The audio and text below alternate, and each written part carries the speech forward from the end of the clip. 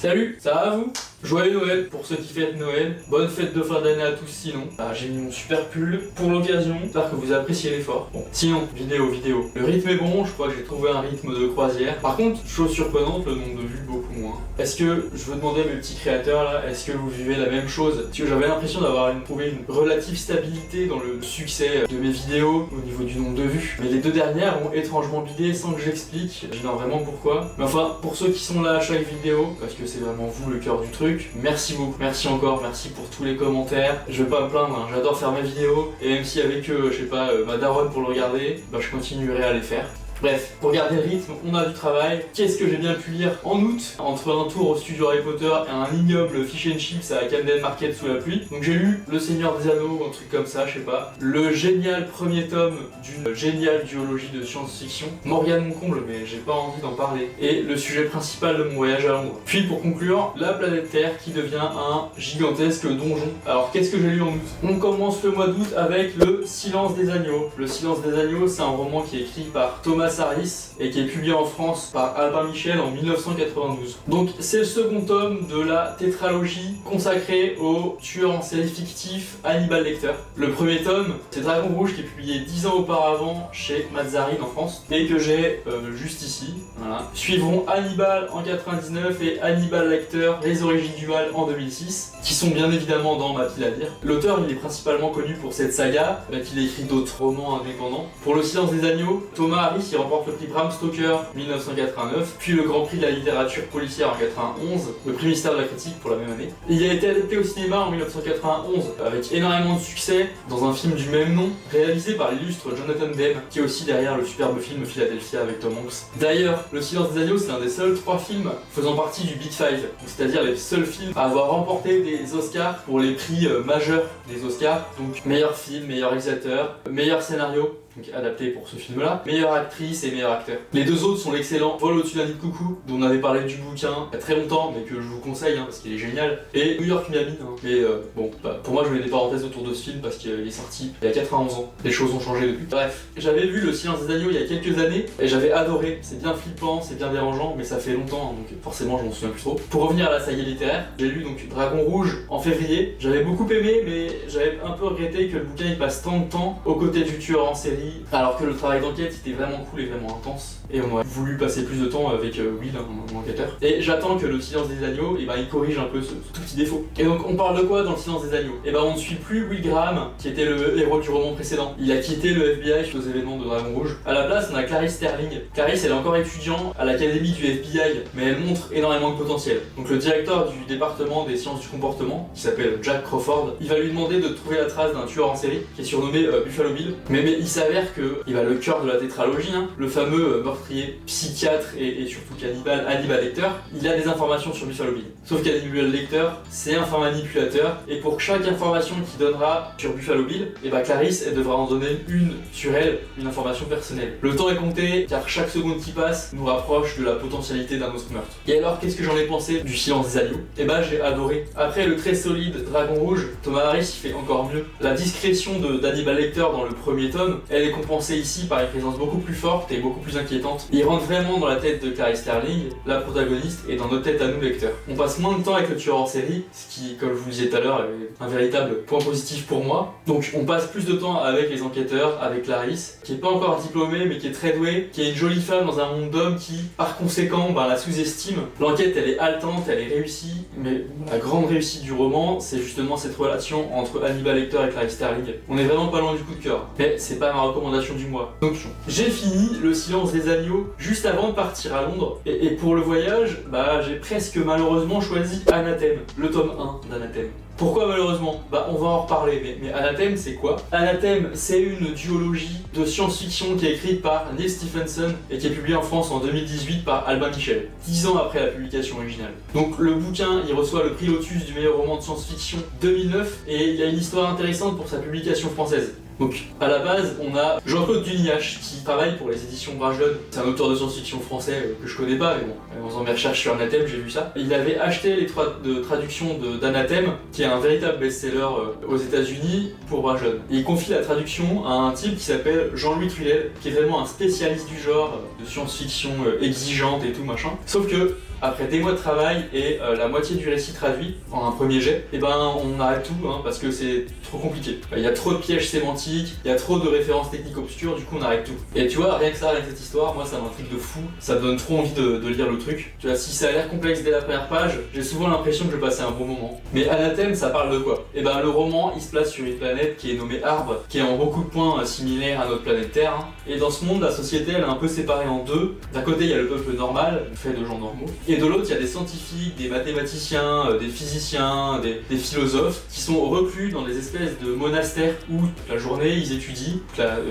vie ils étudient. C'est séparé en plusieurs monastères. Il y a un monastère qui va ouvrir ses portes au peuple tous les 10 ans, un autre tous les 100 ans, un autre tous les 1000 ans. Et tu vois, les deux parties de la société, ils n'ont que très peu de liens à part ces ouvertures. Et dans ce contexte, on va suivre Fray Rasmas, qui fait partie du monastère qui ouvre tous les 10 ans. Et c'est un jeune chercheur de la congrégation de Sant Eidar. Et donc on va suivre son histoire, l'histoire de ses amis, de leur recherche. Sauf qu'un jour, le mentor de Fray Rasmas, il va être banni de la congrégation. Ça arrive jamais. La dernière fois, c'était il y a des siècles. Il s'avère qu'il a été banni après une découverte qui pourrait faire trembler les fondations du monde. Sauf que Fray Rasmas et ses compagnons n'ont pas eu l'occasion de savoir. Ils vont s'engager dans une quête de vérité, une quête plus grande que eux et leurs croyances. Et alors, est-ce que j'ai aimé? Eh bah ouais, j'ai franchement adoré. Le roman, il a le potentiel des plus grands romans selon moi. Sur sa base, on est dans la construction de mes romans préférés, un univers complexe qui a l'air opaque au premier abord et une histoire exigeante qui se révèle au fur et à mesure. C'est vraiment cet effort de lecture qui rend pour moi les romans si marquants. C'était le cas de La Horde du Contrevent d'Alain Damasio, c'était le cas de Gagner la guerre de Jean-Philippe Jarowski, de La Maison des Feuilles de Marc Danielski. Pour moi, là, Anathème, c'est un coup de cœur théorique parce que c'est un peu assujetti à la réussite du deuxième tome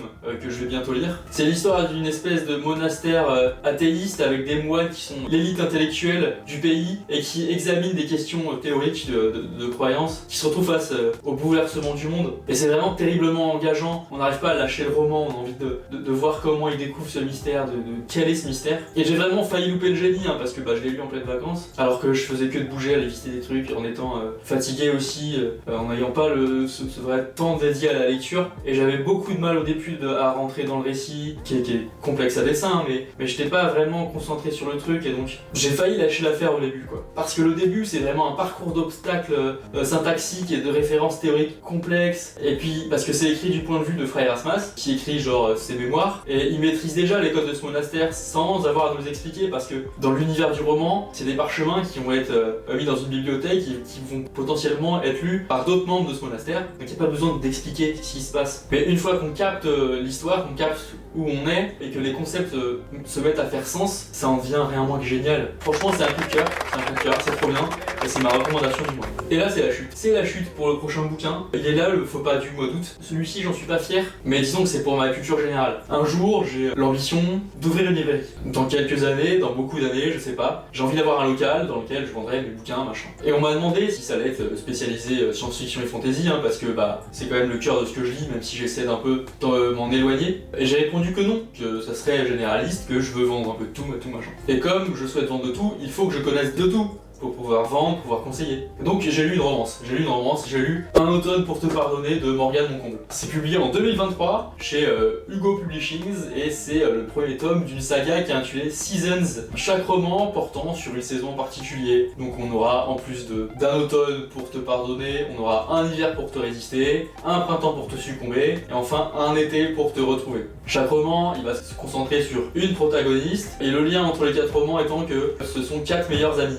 Donc c'est un succès librairie incontestable, déjà parce qu'on voit les couvertures partout dans toutes les librairies, ensuite parce que ça a été traduit déjà en 7 langues et que plus d'1 million de tomes ont été vendus dans cette saga entre la sortie d'Un automne pour te pardonner, mars 2025, faisant de Morgane Moncomble la 3e autrice francophone la plus lue dans le monde. Et alors, il se passe quoi dans Un automne pour te pardonner? Donc on suit Camélia. Camélia, c'est une étudiante en droit qui fait un stage dans un cabinet d'avocats. Ah mais t'inquiète, c'est déjà une grande avocate selon elle et le roman, je sais pas. Donc Donc, quand elle était au lycée, Camélia, elle se faisait harceler par un groupe de jeunes aristocrates écossais, là. Ça se passe à Glasgow, je crois. Ouais. Quelques années plus tard, elle apprend que le chef de cette bande, qui s'appelle Rory Cavendish, a été assassiné. Le présumé coupable du meurtre, c'est Lou McAllister, qui est un ancien meilleur ami de Rory, qui était membre du groupe d'harceleurs, bien sûr. Et donc, il s'avère que c'est le cabinet d'avocats dans lequel Camélia fait son stage qui va s'occuper de défendre Lou. On s'en fout de l'enquête de police, hein, parce que c'est Camélia, étudiante en droit et stagiaire, qui va décider de mener sa propre enquête pour révéler la vérité,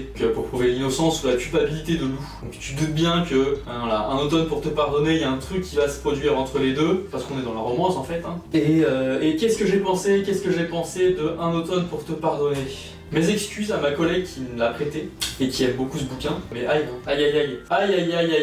c'est vraiment l'erreur de casting. Je suis clairement pas le lecteur avisé, hein. J'ai quand même trouvé ça médiocre en essayant d'être ouvert d'esprit. On a une histoire d'amour mêlée à une enquête policière. Pour la faire courte, hein, on a un groupe d'amis qui comprenaient en particulier Rory et Lou, deux jeunes hommes qui sont très insupportables et très toxiques, qui étaient en relation l'un avec l'autre, mais qui avaient des comportements ignobles, mais pourtant qui étaient très attachés l'un à l'autre pour je ne sais quelle raison. Et donc ce groupe il s'est vertué à harceler la pauvre Camélia. Et des années plus tard, Rory est accusé du meurtre de Lou. Camélia est l'avocate qui va l'innocenter. Et les deux vont se rapprocher, machin. Déjà, le bouquin, il souffre pour moi de 1000 défauts. Et le plus gros défaut, c'est les personnages. Ils sont tous, sans exception, insupportables et toxiques. Même Camélia, qui est le personnage principal du bouquin, et bon, qui est censé représenter, je sais pas, une certaine vertu, elle est toujours à vouloir se venger de fou, tu vois, machin. Tous leurs sentiments, ils sont extrêmes, ils sont violents, ils ressentent rien d'autre que d'être humiliés, que d'être en colère. Ils ont que la vengeance et la haine en eux. Ce qui, du coup, en plus d'en faire des personnages insupportables, en fait aussi des personnes très peu crédibles. Personne ne ressent ça à ce point-là, tout le temps. L'enquête autour de l'identité du meurtrier, elle est agréable à suivre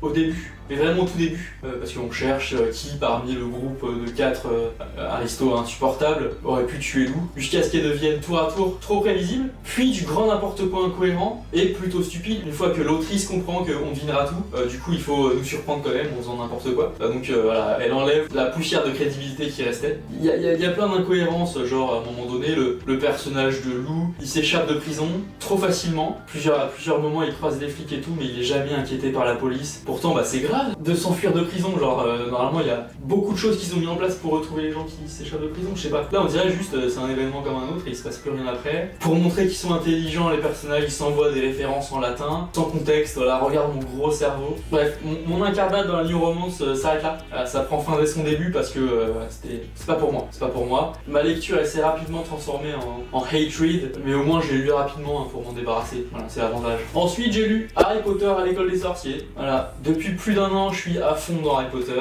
J'ai rematé les films l'hiver dernier, j'ai visité les studios en août, c'était trop bien, j'ai poncé Hogwarts Legacy, j'ai des chaussettes, j'ai acheté un pull là-bas, bref, j'ai acheté l'école des sorciers sur Game Boy, j'écoute les musiques des films en boucle, merci pour les travaux Alexandre Desplat, plus rien m'arrête et donc évidemment, l'étape qui restait c'était de relire les bouquins. Au moment où je filme cette vidéo, je viens de terminer le tome 5, je vais évidemment ne pas présenter l'œuvre parce que je pense personnellement qu'il n'y a pas œuvre de fiction qui est plus universelle qu'Harry Potter. On en pense qu'on en voudra, mais ma génération a été touchée le plus fort. La génération d'avant a été aussi impactée, soit parce qu'ils ont lu les bouquins, soit parce que cette saga littéraire et les films, ils ont vu l'impact que ça a eu sur leurs enfants. La génération d'après a été touchée et le sera avec la sortie de la série HBO. Tout le monde connaît Harry Potter, tout le monde a essayé de rentrer dans cet univers. Et la promesse est trop bien. Harry, c'est un jeune garçon qui est très attachant, c'est régulièrement drôle, ça a l'avantage fou d'être réellement intemporel puisque le monde des sorciers semble être bloqué au 19e siècle. Ils n'ont pas besoin de la technologie. Il s'applique à toutes les époques, et même si mon esprit imaginatif ne fait plus bien la différence entre les films et les bouquins, c'est toujours un plaisir fou que de revenir à Poudlard. C'est chaleureux, c'est engageant, on s'y sent bien. Et puis le lore qu'on commence à explorer est vraiment intriguant. Et chaque mois, j'en lis un ou plus. On en parlera très succinctement à chaque fois, mais c'est un réel plaisir. Ça me replonge dans mon enfance et dans mes premiers souvenirs de lecture forts. C'est génial. Pour conclure cette vidéo déjà bien trop longue et pour finir un mois d'août plutôt riche en lecture, j'ai lu Dungeon Crawler Card, qui est un roman écrit par Matt Diniman et publié en France en novembre 2024 par Lorestone, donc 4 ans après la publication originelle. C'est le premier tome d'une saga de 7 tomes, dont 4 sont publiés en France pour l'instant. Donc encore un truc que je vais lire pendant des années. J'en avais entendu parler sur les réseaux, aux alentours de sa sortie. Ça fait bien évidemment quelques mois qu'il est dans ma bibliothèque. J'en parle bien tard, hein, comme mon habitude. À l'heure, on n'en parle plus. Bref, le genre du roman est un peu particulier. C'est un truc qui est un peu à la mode en ce moment, j'en vois de plus en plus en librairie, et c'est un genre sur lequel lequel j'étais assez méfiant. C'est donc du LitRPG, soit Literary Roleplay Gaming, donc un jeu de rôle littéraire. Pour en parler succinctement, c'est un mélange de fantasy et ou science-fiction avec des mécaniques de jeux vidéo et ou jeux de rôle. Donc j'aborde quand même Dungeon Crawler Carl avec un peu de recul parce que je sais pas si les incartades jeux vidéo vont me plaire dans la narration. Et alors il se passe quoi dans Dungeon Crawler Carl? On suit Carl, le fameux Carl, qui se retrouve à 4h du matin dehors, en caleçon et en crocs, à fumer une clope et à essayer de récupérer le chat de son ex-petite copine qui s'est enfuie de l'appartement, le chat, pas l'ex. C'est à ce moment-là que la Terre va être terraformée par une société extraterrestre de divertissement qui s'appelle Borand Corporation pour la transformer en gigantesque donjon de 18 niveaux. Tous les humains qui étaient dehors, donc qui étaient en dehors des infrastructures, sont les seuls survivants, sinon tout a été aplati de fou, tu vois. Et ça fait une dizaine de millions de joueurs au moment où le donjon entre en activité. L'aventure des survivants du donjon, elle est diffusée comme si chaque participant était un streamer sur Twitch. Carl et son chat, ils vont être deux participants parmi ces dizaines de millions de participants, deux aventuriers qui vont faire équipe et poursuivre les différents niveaux du donjon. Et alors qu'est-ce que j'ai pensé de Dungeon Crawler Carl? Bah c'est très simple du coup, hein. C'est un MMORPG sous forme romancée. J'ai un peu joué à World of Warcraft, j'ai un peu joué à Dofus aussi, on n'oublie pas, et tous les codes du MMORPG sont présents. Les interfaces, les succès, le looting, les boss, les sorts, les items, machin. Et c'est plutôt cool, hein. C'est bien rythmé, ça peut être marrant par moment, les combats ils sont bien foutus, l'histoire autour du donjon, de sa création est assez intéressante pour tenir en haleine sur plusieurs romans. On sent que le lore que développe l'auteur autour de ça est riche, même si à ce niveau on a que quelques indices. Donc globalement c'était très bien, j'ai passé un très bon moment, mais j'ai un peu peur à